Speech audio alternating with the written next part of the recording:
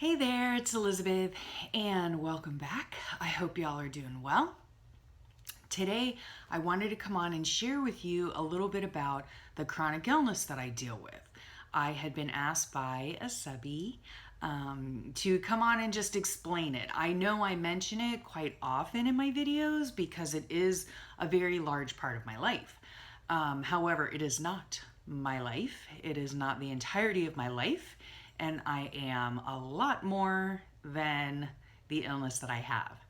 So, let me also preface this by saying these, again, are my opinions and my experience, okay? I am not a doctor.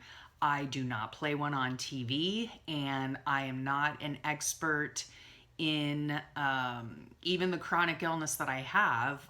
All I have is information that I have found and, a little bit through doctors that I've seen.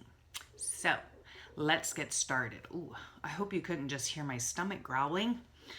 Okay, the chronic illness that I have, excuse me, itchy again, is called POTS, P-O-T-S, and it stands for Postural Orthostatic Tachycardia Syndrome. Now, what that is basically I have an issue with my autonomic nervous system. It's out of whack for whatever reason. I have no idea.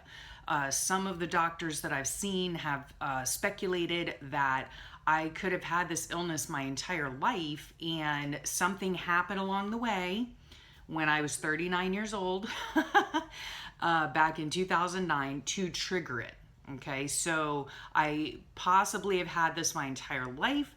It's just that my body had compensated for it and all those years, and then something happened to trigger it. I don't know what that something is. So anywho, let's get on with what POTS is, I hope. Okay, so I have my little notes here. So POTS has to do with the autonomic nervous system. The umbrella term for any whacked out, for lack of a better term, autonomic nervous system is called dysautonomia. Now, I'm filming this on October 31st, and the month of October is known as Dysautonomia Awareness Month. And so I try to do what I can to spread awareness. And so that's part of the reason I'm on here, is to spread awareness for this chronic illness. And because somebody asked me to explain it, because, you hear about it in my talkings and in my journals and things like that. And, I know with other people that mention chronic illness that I haven't heard of, I think, I wonder what that all is, right? So here I am to tell you. Okay, so dysautonomia is the umbrella term for any illness that whacks out your autonomic nervous system. Now, your autonomic nervous system is the system in your body that controls everything that is automatic, things that we do not think about, things that our bodies, our brains tell our bodies just to do, okay? Excuse me. Things like everything, really. Things like breathing, things like heart rate, things like blood pressure, digestion, eyesight, eye pupil dilation, let's see what else, hearing. It affects nearly every single automatic function in some way or another. So, excuse me.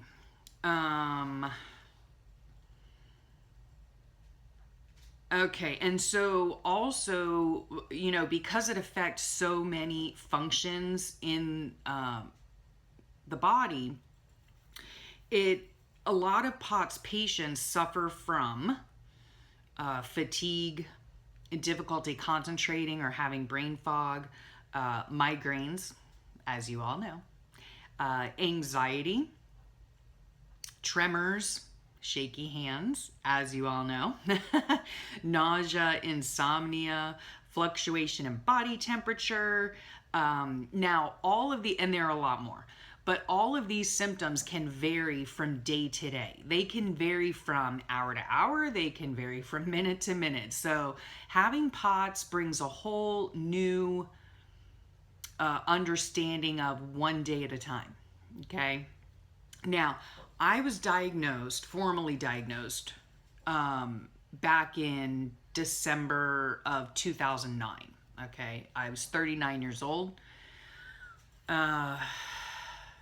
And what had happened was I had actually had like an episode, a tachycardic episode. Now, what tachycardia is when your heart rate raises, okay? Now, people with POTS, because the acronym stands for postural orthostatic tachycardia syndrome. So if you break that word down, postural meaning sitting or standing, orthostatic meaning in one place, basically. Tachycardia, which is an elevated heart rate. Syndrome. Syndrome means that you have a plethora of symptoms, and they all put together form a syndrome, okay? POTS is not a disease. There is a difference between what a disease is and what a syndrome is. A syndrome encompasses lots of different symptoms. A disease focuses on one organ, okay? So,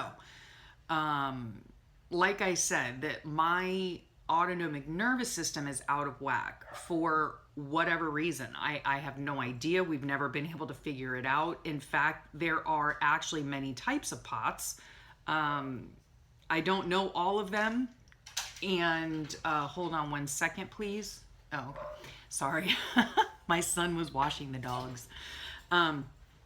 I don't know all of them. And in fact, I haven't been diagnosed with any specific type. I might have a specific type, but I don't know because no one's been able to tell me. That's one of the problems that I've had over the years with being diagnosed with POTS, is that not a lot of doctors know about the syndrome. Or they might know about it, but don't know the intricacies of it. Okay, so I'll back up a little bit. Back in 2009, I had this episode. I was driving my kids to a field trip, and I had no idea what was happening. Okay, I'm not going to go through like the whole sordid past of 7 years of illness. In fact, I'll mention right now, I did have a blog on it was on Blogspot. It's still there. I'll link it below if you care to go back and read about my experiences from the very beginning.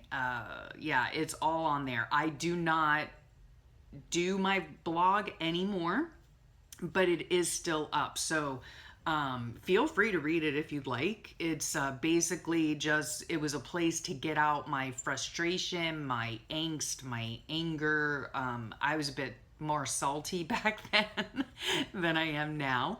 And in fact, my very last blog post, I think, it was a couple years ago, and it had to do with getting involved in the Fobonichi group, which is actually why I'm here on YouTube today, because of the Fobonichi group. So anyway, back to POTS. When I was originally diagnosed, what ended up happening was I had this episode, right? It ultimately landed me in the hospital. I was admitted, first and only time ever admitted to the hospital aside from having babies. So met an electrophysiologist there, which is a special cardiologist. And he ended up putting me on a 21-day heart monitor. And then from there, I did a test called a tilt table test. Now, a tilt table test is really the only test that I know of to determine whether a person has POTS or not. What happens when a person has POTS is, upon standing, there is, I don't even know how to explain it. It's hard to explain. Upon standing, sometimes your blood pressure fluctuates. Your blood is trying to go up, to all of the different parts of your body. and it's fighting gravity, of course, as it's trying to go up. So in a person with POTS, the blood is not going where it needs to go when it needs to get there, and it's not doing it fast enough. So what ends up happening is your brain tells your heart, there's not enough blood getting to where Elizabeth needs blood, so let's pump faster to get that blood where it's going. This is all my understanding, because not many doctors know about it. I have never been explained. I have never had an explanation from a doctor, believe it or not. When I was diagnosed, I'll get into that in a second. So yeah, that's basically what happens is you stand up, your blood isn't getting to where it needs to go. Occasionally, some people pass out. Because of that, I am blessed in that I do not pass out because of that. In fact, only 30% of POTS patients actually pass out. So that's good for me, not so much for those poor 30%. So yeah, your blood isn't getting to where it's going, so your heart goes into overdrive. And as that's happening, your fight and flight mode kick in. You get a rush of adrenaline, so you're shaky, you're sweaty, you're trembling, you're not knowing what the hell is going on, basically. And yeah, so that's kind of in a nutshell the experience of having an episode. And so when I was in the hospital, I met with the electrophysiologist and went and had my heart monitored for 21 days. They, stick electrodes on you, and you have to carry around this little, you're hooked up to this packet thing that, you can go places and stuff. But yeah, so when you have an episode, you press the button, they start recording the episode, that kind of thing. So I had that for 21 days. Then back to the tilt table test. That is the only test that I know of that determines whether or not you have POTS. Because like I said, it happens upon standing. So if you're in a supine position, which is laying down, and your heart rate is at a resting rate, like usually in the 70s, low 70s, it all depends on who you are and what's normal for you. So you lay down, they strap you into this bed from the waist down, thank God, because I do not like my arms being pinned down. I'm very claustrophobic. So anyhow, so they strap you onto this table and you're laying down and they're taking your vitals and all that kind of stuff. And then they slowly raise you up to, I don't think it's 90 degrees, might be a little less than 90 degrees. And then they check your heart rate to see if it goes up, okay?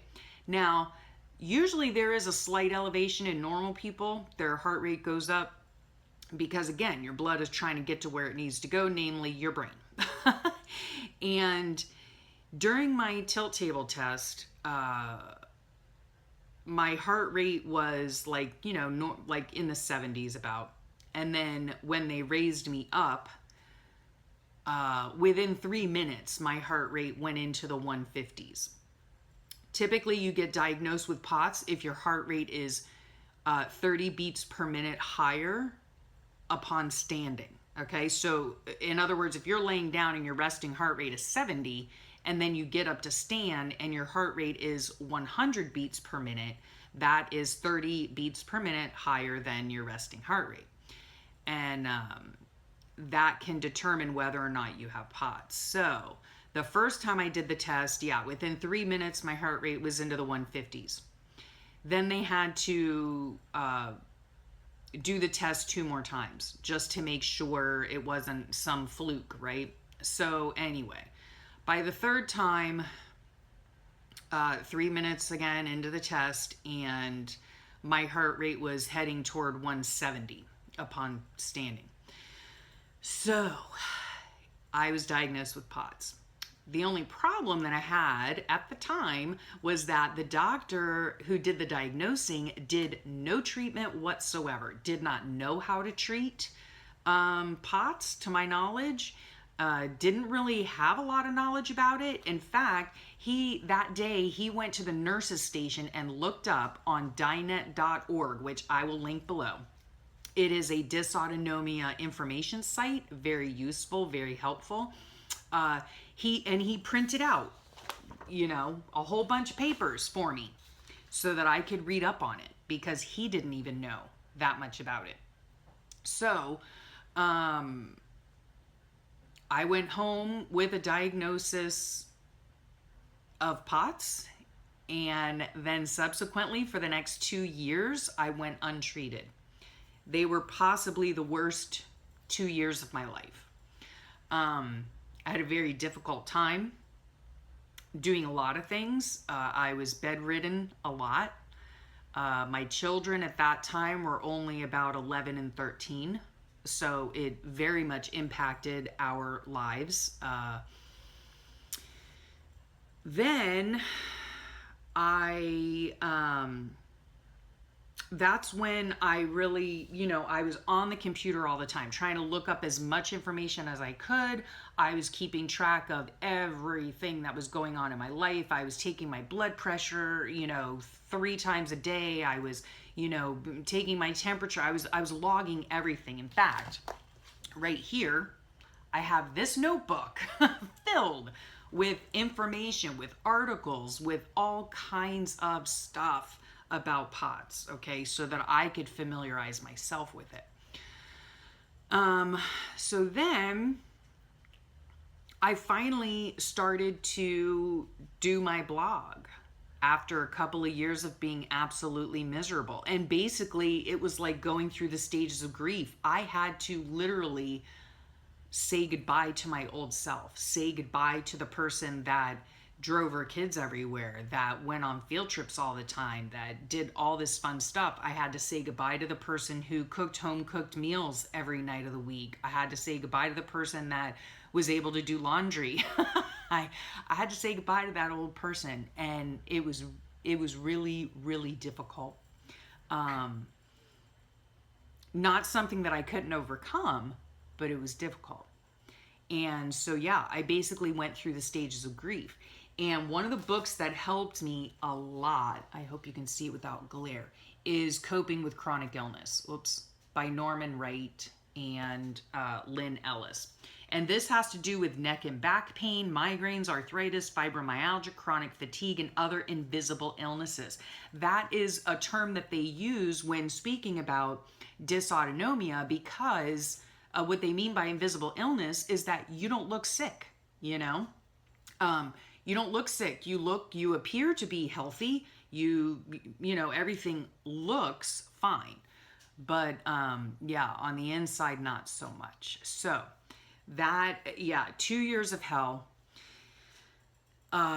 2 years of going through the stages of grief. I think I can now safely say that I am in the acceptance stage, although that's not to say that I don't go backwards occasionally and go through the frustrated stage and go through the anger stage and the why me and all that kind of stuff. I do. But a few things have really helped, over the years. One being, getting this book and reading it. One being, of course, my faith and prayers. Also doing my blog. When I was doing that, that was very cathartic, very helpful to me at the time. And then I got to a point in my life where I said, I'm done. I'm done living this illness, and instead I'm going to try to live in spite of it. And so that's really, where things kind of turned a corner for me, more positively speaking. And I began searching for Facebook groups, and I did find a lovely group on Facebook. It's called Spoonie's Paradise, and I'll link that below.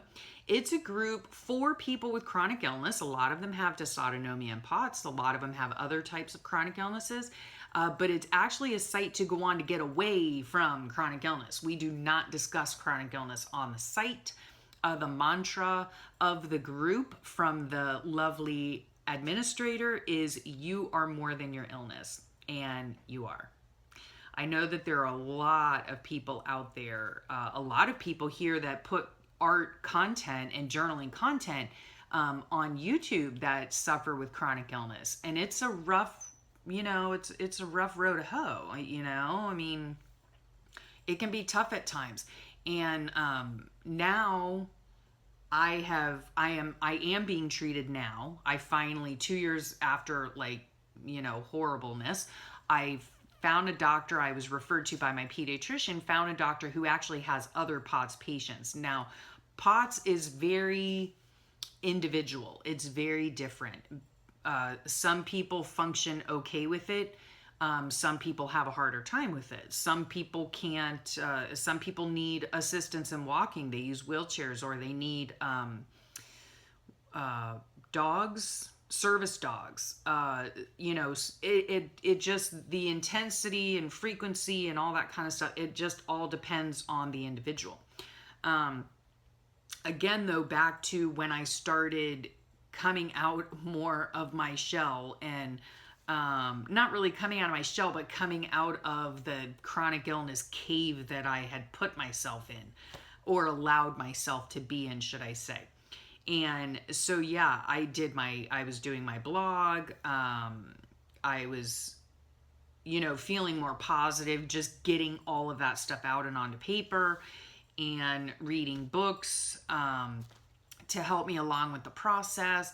And then I really was tapping into my creativity at the time.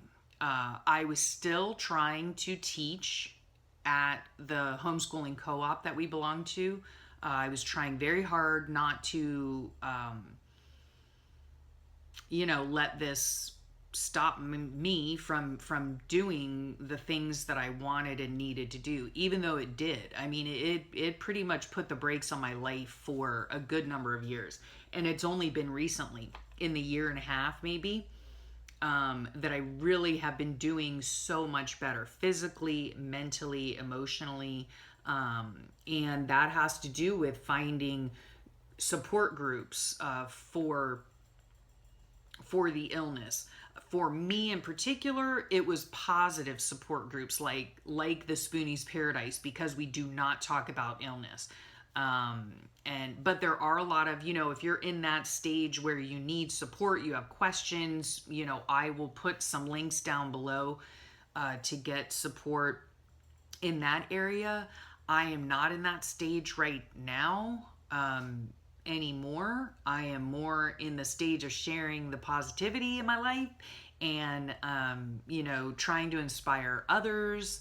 And that has really been helping me, over the last, I would say, year and a half, 2 years. So part of that is YouTube. Part of that is the artwork that I'm involved in now.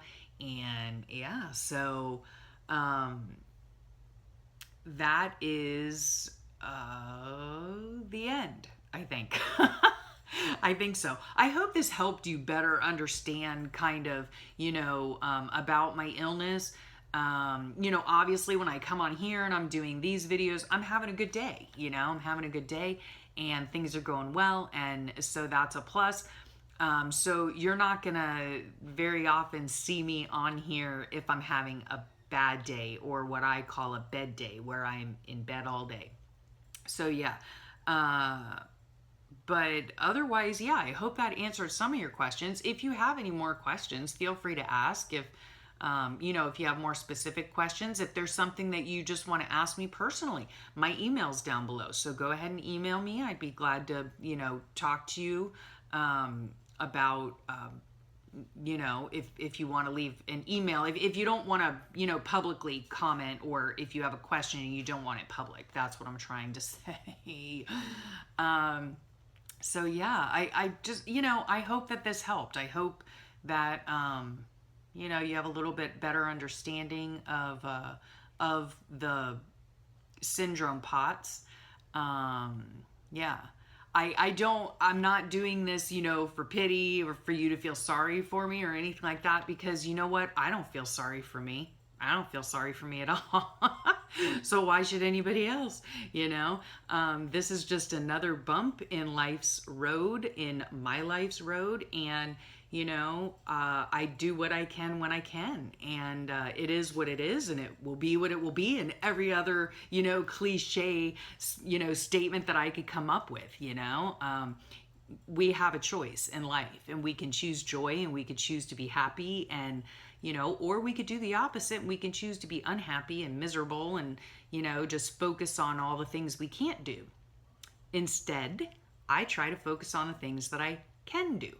So I encourage you to do the same if you're in the same boat. Yeah. And so anyway, I hope this helped out a little bit. And again, if you have any questions, feel free to ask. Sorry that I've blathered on for so long, and I'm sure this video is like here, there, and everywhere. So I'm very sorry for that. I will blame it on the illness. That's what I'll do. So I hope y'all have a great day, and I hope y'all have a great week, and I will catch you next time. Bye.